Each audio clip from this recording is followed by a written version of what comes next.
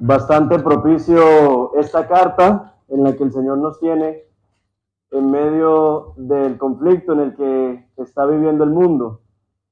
Precisamente cuando vemos tantas naciones involucradas y vemos lo que predicamos en Efesios 2, que tanto los que estaban cerca, los judíos, como los que estaban lejos, los gentiles, han sido alcanzados y han sido constituidos pueblo de Dios, lo cual significa que hoy hay pueblo de Dios en cada una de las naciones en las que están en guerra. Entonces, no solamente es Israel, y ahorita el pueblo de Dios, todos aquellos que pertenecen a Cristo, estamos esparcidos en cada una de las naciones de la tierra, y por eso así es que tenemos que orar, no por naciones geográficas, sino por el pueblo de Dios regado en las naciones de la tierra, para que nuestros hermanos puedan perseverar en medio de toda esta situación y para que de alguna manera cuando uno está en guerra, lo que uno a veces hace es el efecto insolar, meterse en su propia situación y que el Señor, por el poder del Espíritu, les dé a ellos la capacidad de mirar más allá de su situación personal y que puedan ser testigos del Señor, portadores de la esperanza que tenemos en el Evangelio en medio de este tiempo tan difícil para las naciones de la tierra. Yo creo que esto nos debe a nosotros, como oraba, muy bien oraba nuestro hermano Daniel, apreciar el privilegio de poder estar aquí, adorando y alabando al Señor, y no por allá subterráneo, y no underground, como le corresponde a muchas iglesias, muchos hermanos nuestros, el día de hoy, adorar al Señor no con libertad, sino escondidos por su fe. Que nosotros podamos aprovechar esta libertad que tenemos para proclamar aún con mayor denuedo las verdades de la salvación que hoy tenemos en Cristo Jesús.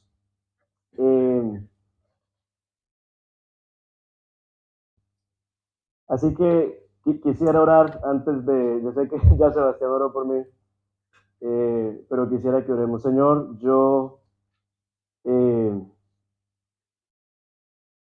Señor, hoy más que nunca reconocemos por qué necesitamos el Evangelio, por qué necesitamos que tú regreses a juzgar las naciones.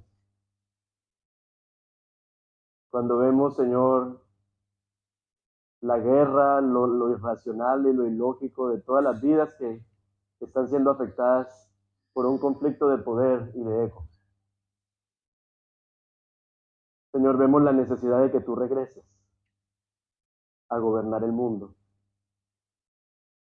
Señor, sabemos que la esperanza del mundo no se encuentra en un partido político, no se encuentra en un candidato, siempre estamos votando es por el menos peor, el menos nocivo para la sociedad.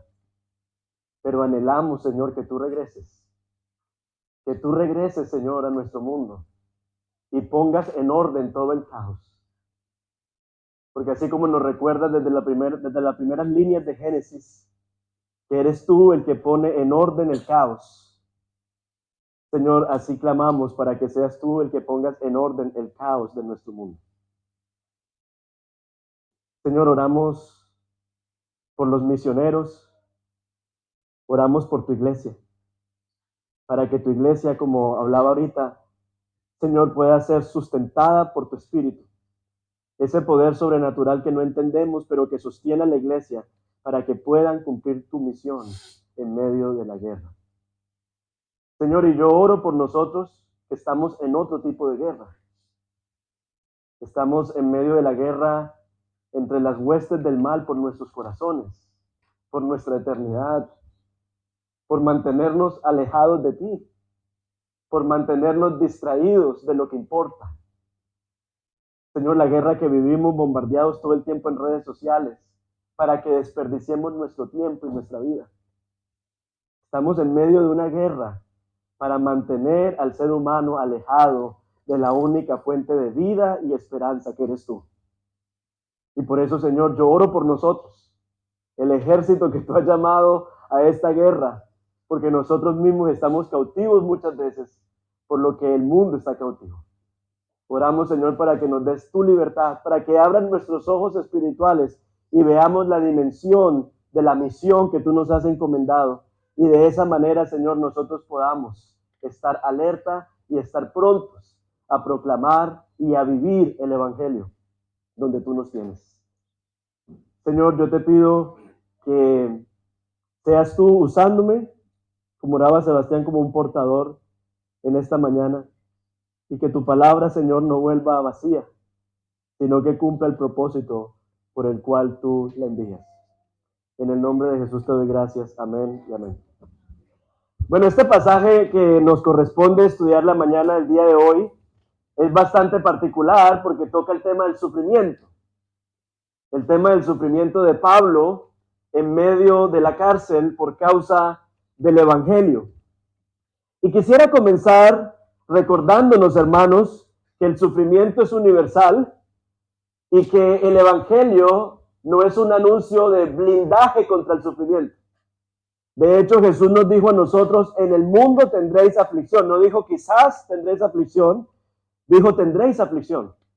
Así que el sufrimiento es parte de la realidad de nosotros vivir en este mundo caído. Lo cierto es que no todo sufrimiento es igual y por eso quisiera en la introducción que habláramos brevemente de 5 tipos de sufrimiento para luego ubicar entonces el sufrimiento del que habla Pablo aquí. El primer tipo de sufrimiento es el sufrimiento por el pecado personal, o sea, son las consecuencias de nuestras malas decisiones. Y como la paga del pecado es muerte, nosotros vamos a experimentar las consecuencias de nuestras decisiones en una forma de muerte, relaciones, propósitos, planes. David lo dice, mis heridas hieren y supuran a causa de mi necedad. O sea, el pecado trae sus consecuencias. Es como el esposo que fue infiel y ahora ve su matrimonio que se derrumba. Esta persona no puede decir, estoy padeciendo por causa de Cristo. No estoy padeciendo por causa de Cristo. No. El llamado es al arrepentimiento. Estás sufriendo por las consecuencias de tus propias decisiones. Pero también tenemos algún tipo de sufrimiento que es para nuestro crecimiento espiritual. Dice en Romanos que la tribulación produce perseverancia y la perseverancia lleva a que nuestro carácter pueda madurar. En otras palabras, a veces hay un tipo de sufrimiento que no es necesariamente resultado de nuestras decisiones, sino resultado de vivir en el tipo de mundo en el que vivimos.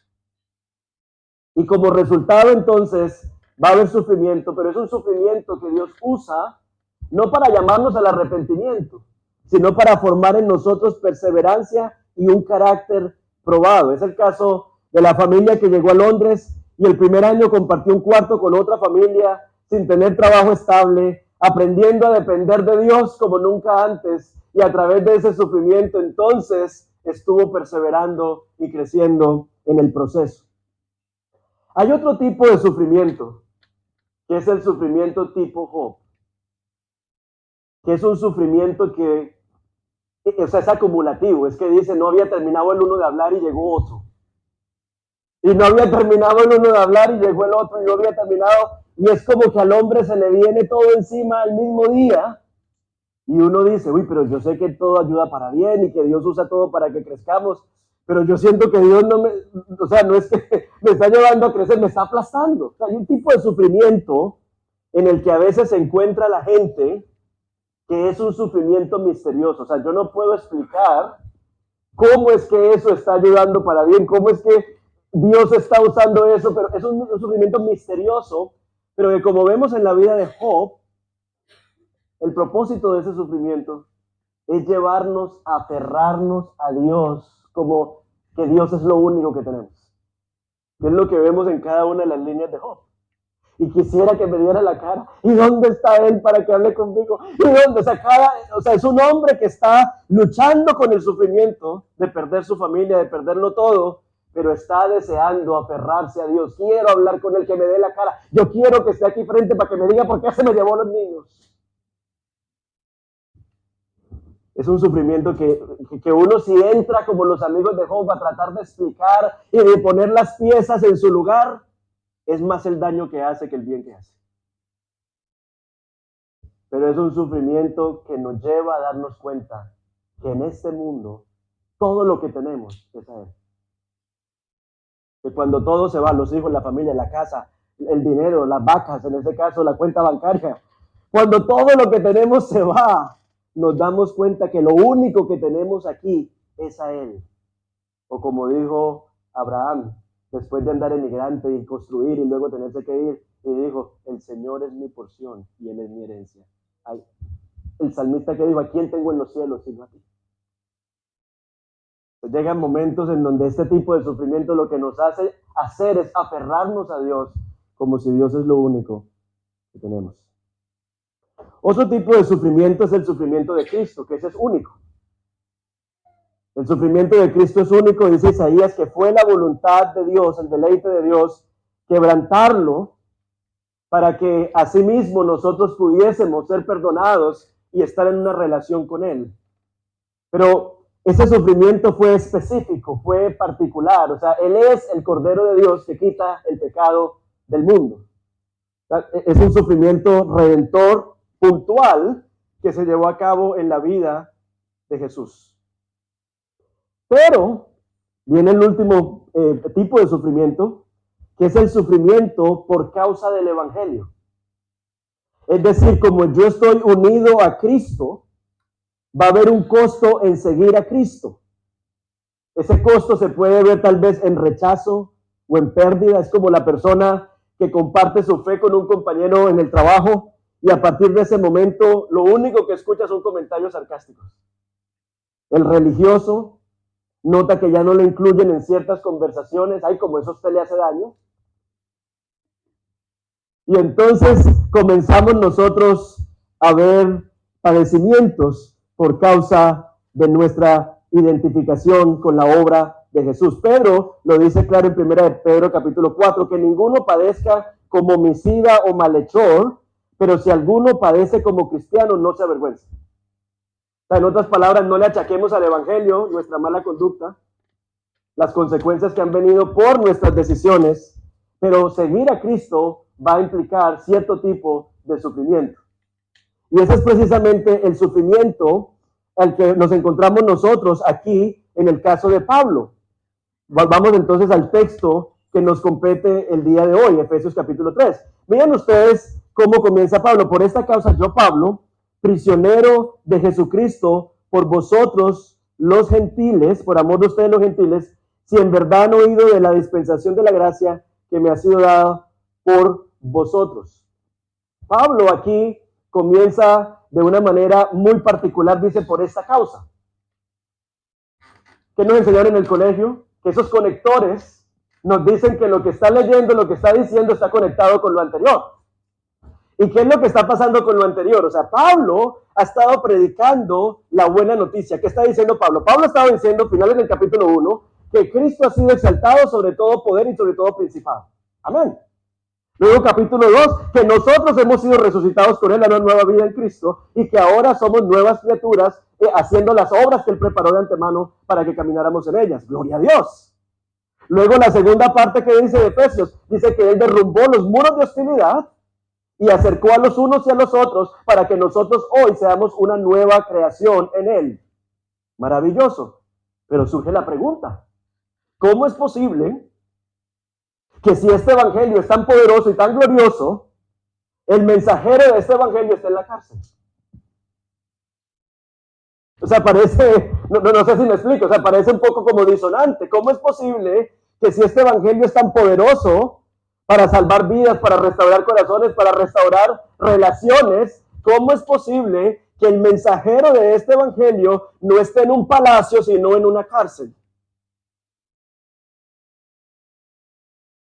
Y Pablo entonces ve la necesidad en estos versículos de explicar por qué no es incompatible que él esté sufriendo y al mismo tiempo el evangelio sea glorioso. Yo creo que todos hemos estado en algún momento en la situación de Pablo. Tengo hermanos aquí que me han dicho, pastor, si usted viera, antes de que a mí se me acabara el hogar, yo evangelizaba y compartía el evangelio, mejor dicho, el que se me apareciera. Si usted me hubiese visto hace 17 años, ay, mejor dicho, ¿dónde me quedaba chiquito?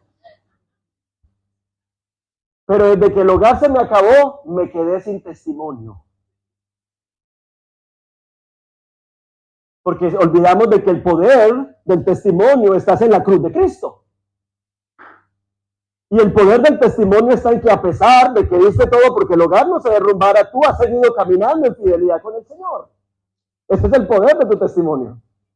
Pero lo que pasa es que nosotros queremos mostrar la gloria del Evangelio a través de la gloria de nuestras vidas. Y entonces por eso Pablo tiene que aclarar esto, o sea, porque vengo hablando del maravilloso poder de Dios y yo sé que la gente se está preguntando, ¿y cómo es posible que Pablo esté hablando del poder de Dios mientras el man está preso? Y Pablo lo que entonces nos viene a decir a nosotros es, miren, yo sí estoy preso, pero miren lo que Pablo dice, prisionero de Jesucristo. Yo no soy prisionero de Roma, aunque Roma piensa que él lo controla todo.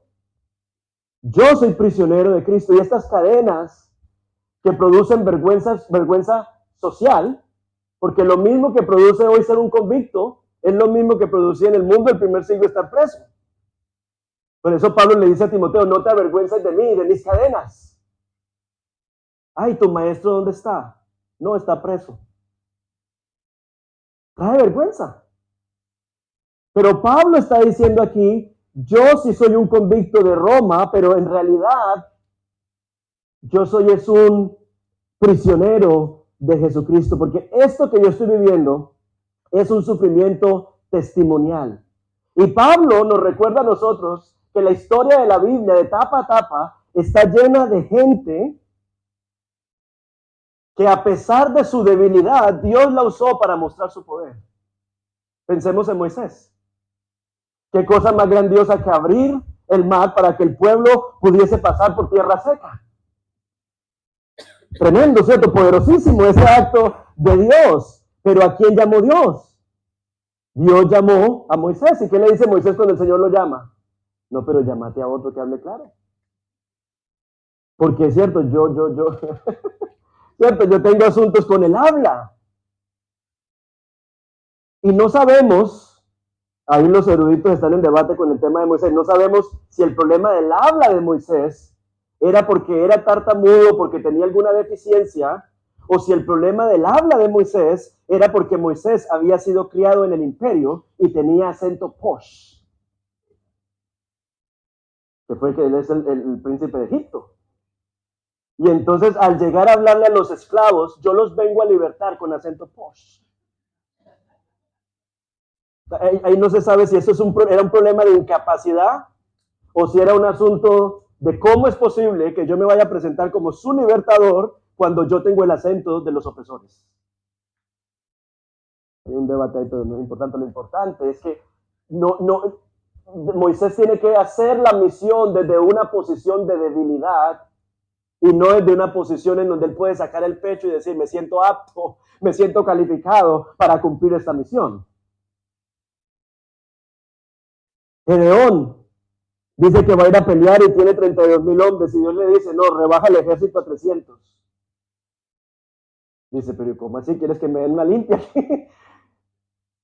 No, lo que quiero es que la gente entienda que ha sido mi mano la que te ha salvado. Entonces quiero que enfrentes la guerra no desde una posición de fuerza, sino de debilidad, para que entonces la excelencia del poder sea de Dios y no de nosotros. Elías, después de su mayor victoria, huye y quiere morirse. Y Dios viene, le habla y lo restaura. Jeremías es conocido como el profeta llorón. Y así podríamos seguir.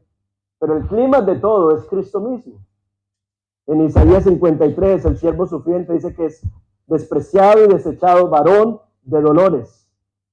Y sin embargo, a través del quebrantamiento de Jesús en la cruz, por sus llagas, nosotros hemos sido curados.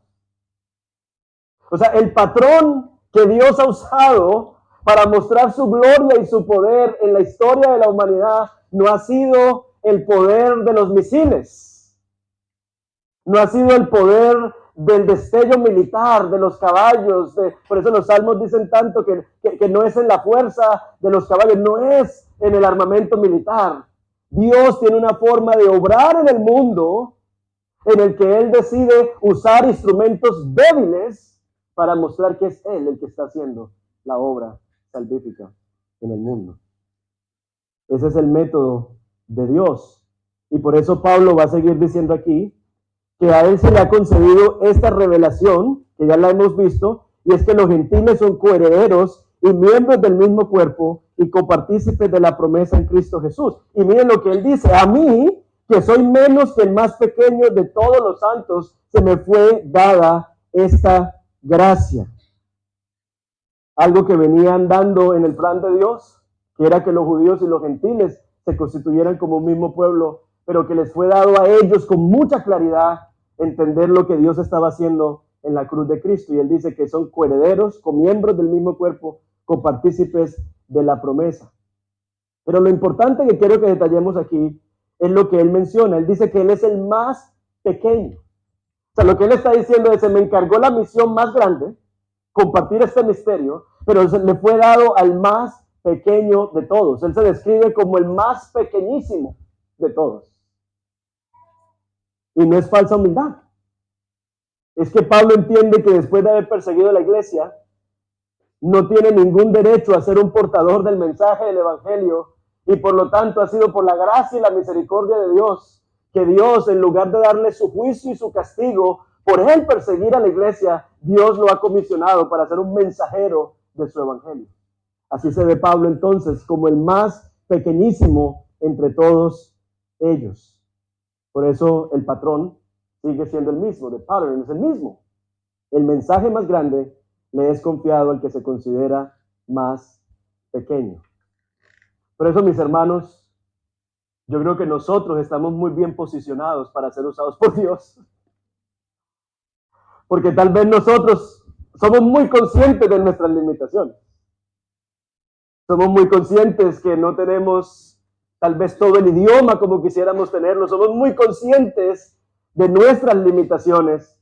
Pero esa conciencia de nuestras limitaciones, o tal vez usted sí tiene el idioma y tiene el degree, pero en su trabajo le recuerdan todo el tiempo que usted no es británico.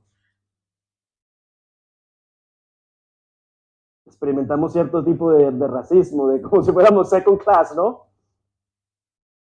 Pero mis hermanos queridos, ese reconocimiento de nuestra debilidad, de nuestra vulnerabilidad, nos hace más dependientes de Dios, y por esa razón nos posiciona en un lugar en donde la gracia de Dios puede ser derramada sobre nuestras vidas, y Dios nos puede usar para hacer cosas que no podemos ni siquiera imaginar, porque no es nosotros, no somos nosotros, es el poder de Dios obrando en nosotros, hermanos queridos.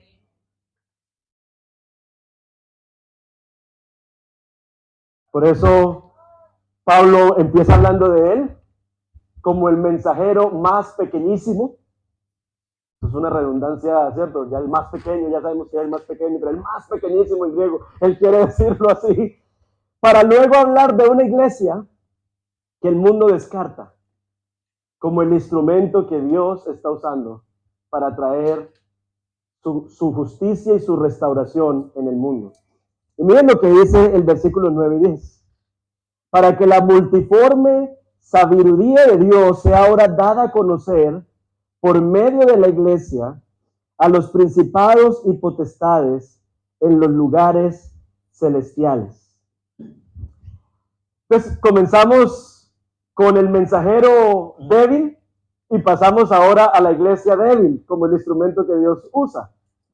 Y es muy interesante porque cuando en el mundo cristiano se convierte un famoso, uno dice, ya, aquí fue.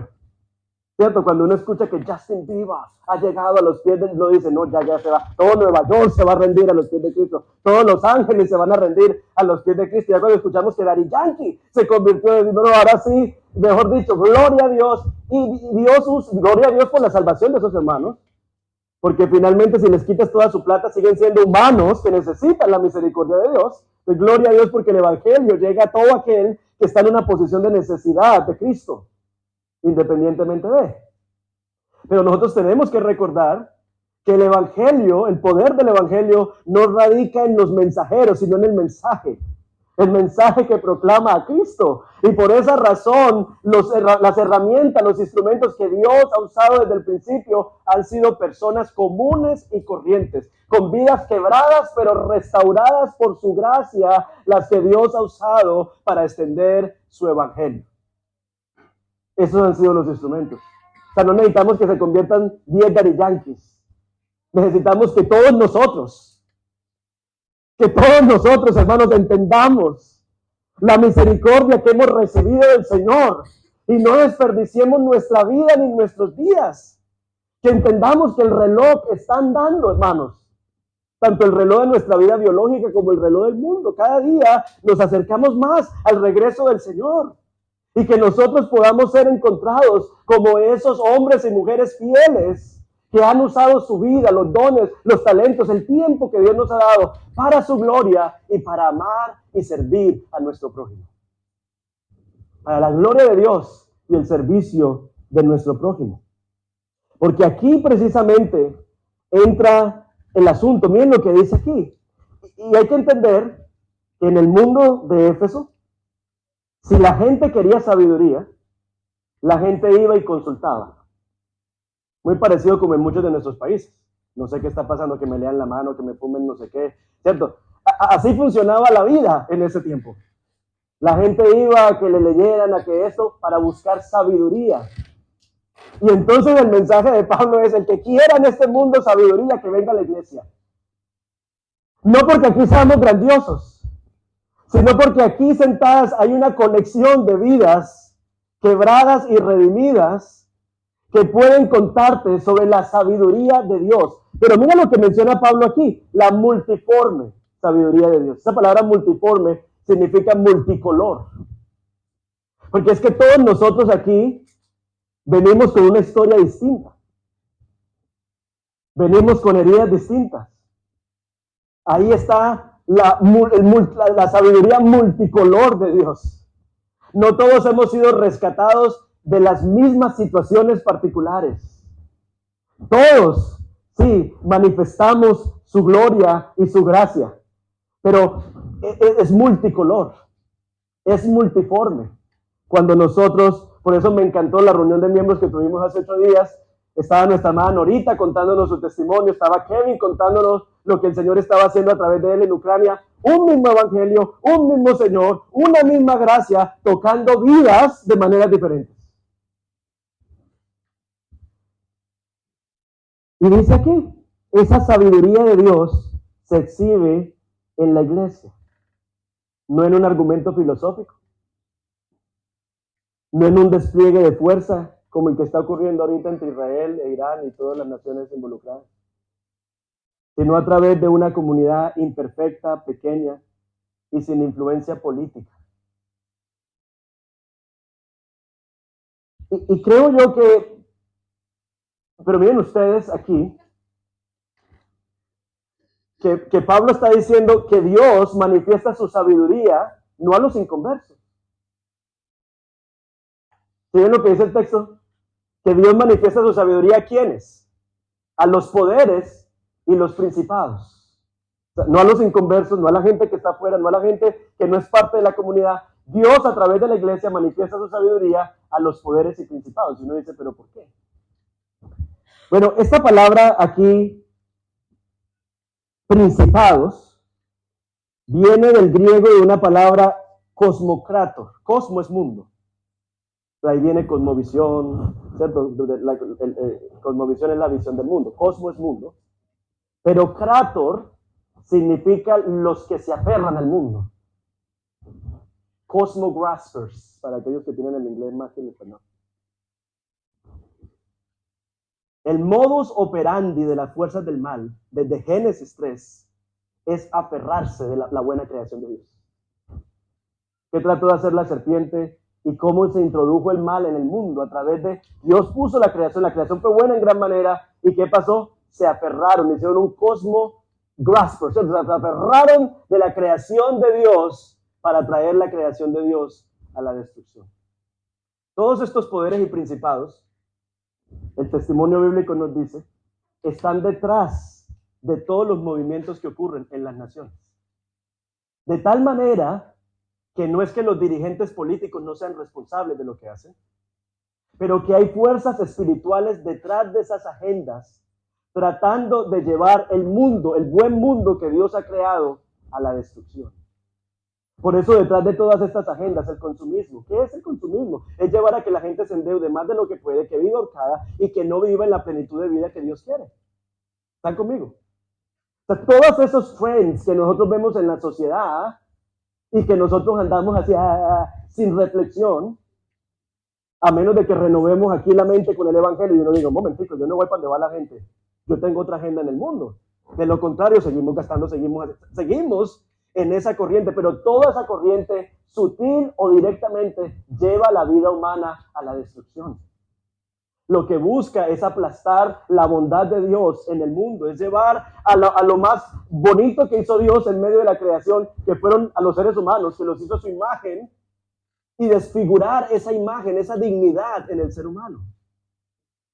Uno piensa, por ejemplo, en cómo es posible. Yo sé, yo no quito la responsabilidad de los actores humanos, pero uno dice, ¿cómo podemos llegar a puntos de ceguera tal que participamos en agendas en las que uno dice, uy, yo fui hipnotizado? O sea, participé, pero o sea, hay algo espiritual en todo esto que me ha llevado a participar. Cuando uno va a los campos de concentración, uno dice, sí, toda esta gente participó con Hitler, y Hitler es responsable de lo que hizo. Pero uno dice, tuvo que haber algo espiritual en medio de toda esta situación para idiotizar a la gente y quitar del otro ser humano su dignidad como personas y poder llevar a la muerte a miles y miles de personas. O sea, algo espiritual tuvo que haber pasado ahí también. No sé si me explico. Y detrás de todo lo que estamos viviendo hay agendas que buscan apoderarse del mundo y llevar el mundo a la destrucción. Hay aquí una pelea de egos que busca apoderarse del mundo y no les importa las personas son números, no tienen rostro, no tienen historia, no tienen identidad, no tienen familia, son simplemente números. Derrumbamos 20,000, derrumbamos 50,000, cuando ahí hay madres, hay padres, hay niños, hay familias, pero todo eso se pierde cuando nosotros estamos buscando la agenda de los poderes y principados, que es cuál, aferrarnos al mundo sin importarme el otro. Y por eso, a través de la iglesia, inaugurada en la cruz de Cristo, Cristo le está mostrando a los poderes y principados que hay una forma, una lógica distinta para llevar la vida humana a florecer. Porque la única manera en la que el mundo en el que nosotros vivimos va a poder florecer es cuando nos cambiamos de la agenda de los poderes y principados, que es aferrarse al mundo, y estamos dispuestos a seguir la agenda de Cristo, que es soltar para que otros puedan ser bendecidos y tocados. Ahí estamos participando en la agenda del reino de Dios. Y por eso es que la iglesia, no es porque nosotros seamos la berraquera, no, es por lo que Dios está haciendo en medio de nosotros. Es porque en el mundo yo puedo tener un conflicto con Sebastián, pero en el mundo ese conflicto con Sebastián me llevan a que lo ignoro, me llevan a que no lo... O sea, me llevan a ruptura. Esa es la agenda del mundo. Pero en el evangelio, gracias al ejemplo de Cristo y el poder del Espíritu en nosotros, puede haber reconciliación en lugar de ruptura. O sea, Dios está usando su iglesia para introducir una realidad alternativa a la realidad del mundo, que lo único que hace es autodestruirse. Hermano, nosotros no necesitamos ni que los caballos de Apocalipsis, no, nosotros mismos nos vamos a autodestruir. Nuestro deseo de poder nos va a autodestruir. Nuestro deseo de ser grandes por encima del otro nos va a autodestruir, a menos de que el evangelio de Jesucristo toque nuestro corazón, cambie nuestra perspectiva y podamos vernos a los ojos como lo que somos, creados a la imagen de Dios. ¿Sí ven la importancia de la iglesia? Ahora sí lo entendemos, porque es que la iglesia es tan importante. Porque de lunes a sábado escuchas un mensaje, se trata de ti, que tú seas grandiosa, que tú seas radiosa, que tú esto, que tú lo otro, que tú lo mereces, que tú esto. Y cuando llega el domingo escuchamos la palabra de Dios y el Señor nos recuerda, tú no eres el ombligo del mundo. Soy yo en mis propósitos. Alíñate en mis propósitos. Porque yo ando en una agenda en el mundo y es restaurando lo que el pecado ha tratado de dañar y destruir. Para eso vino Cristo, para restaurar todas las cosas que el pecado ha dañado en el mundo. Y lo primero que hizo Cristo fue poner una comunidad transformada por su poder para que a través de esa comunidad el mundo pueda ver y los poderes y principados puedan ver que hay una realidad alternativa de cómo se vive y cómo se florece en este mundo. A Él sea la gloria. Así que, hermanos, el modus operandi de Dios es exactamente opuesto al modus operandi de las fuerzas espirituales de maldad. ¿Qué podemos hacer nosotros en medio de esta realidad? Pablo dice aquí en los versículos 11 y 13, pero es en Cristo, o sea, la grandeza no está en mí, está en Él. Y es en Cristo en quien tenemos seguridad y acceso con confianza por la fe en Él. Por lo cual les pido que no se desanimen a causa de mis tribulaciones por ustedes, las cuales son gloria de ustedes. Entonces, si nosotros no somos la gran cosa, ¿en qué radica entonces la grandeza nuestra?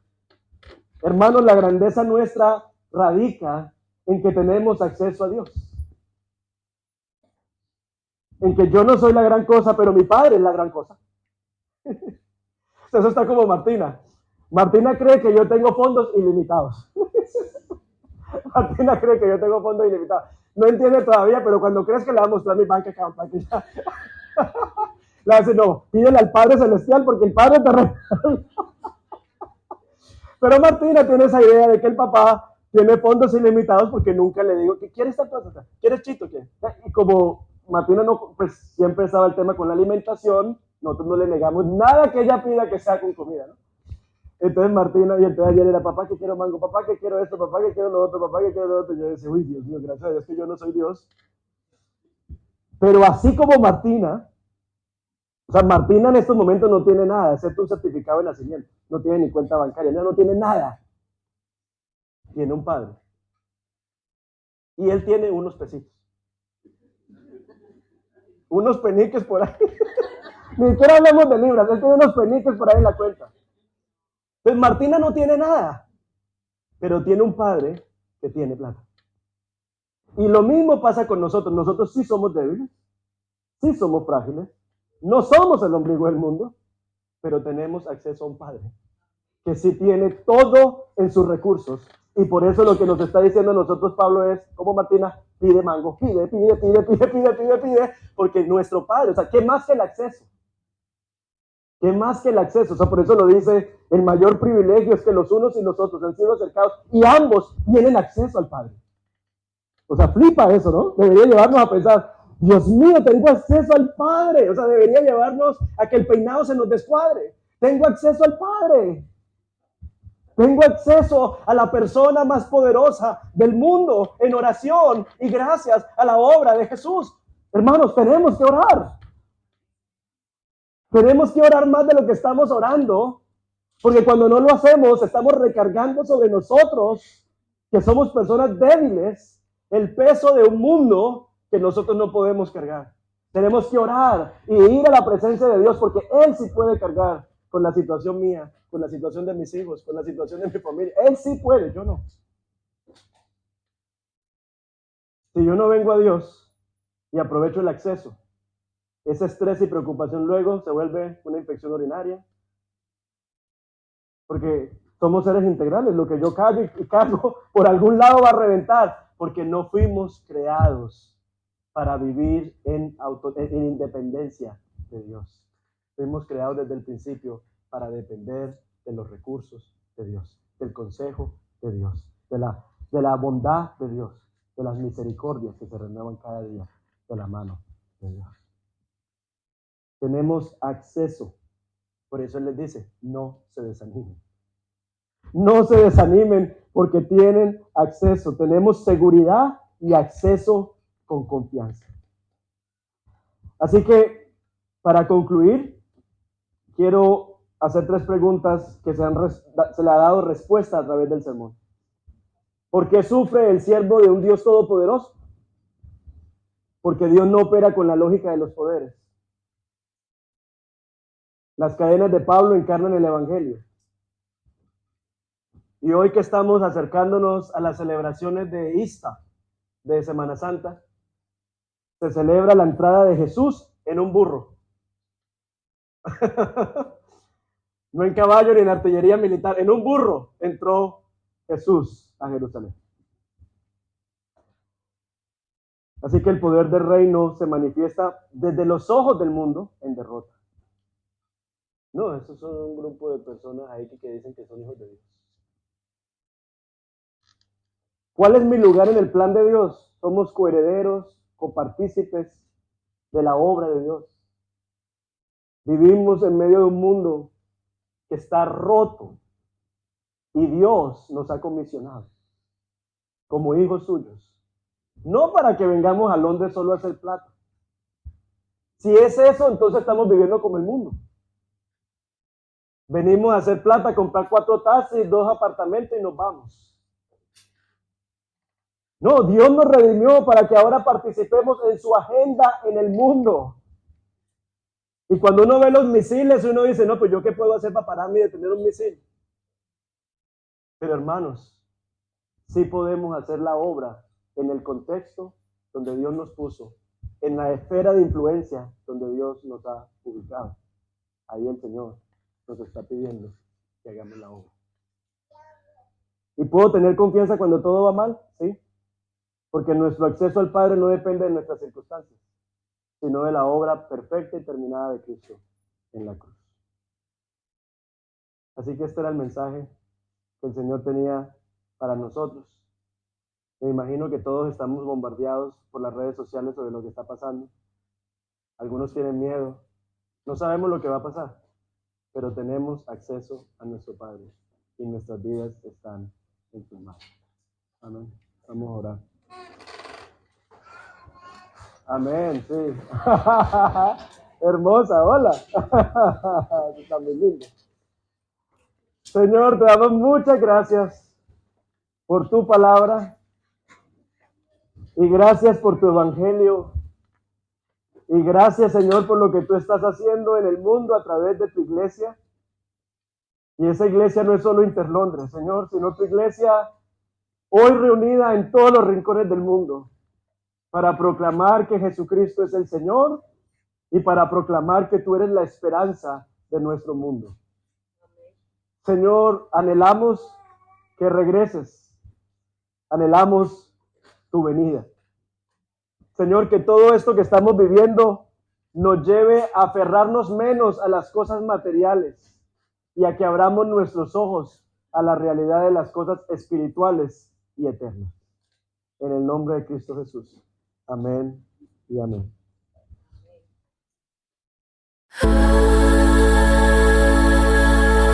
Desde Londres, Inglaterra, Radiovisión Internacional. Te doy mi sirve, entrego todo, Cristo Jesús mirantes. 24 horas al aire, transformando las vidas con la palabra de Dios. Solo eres tú.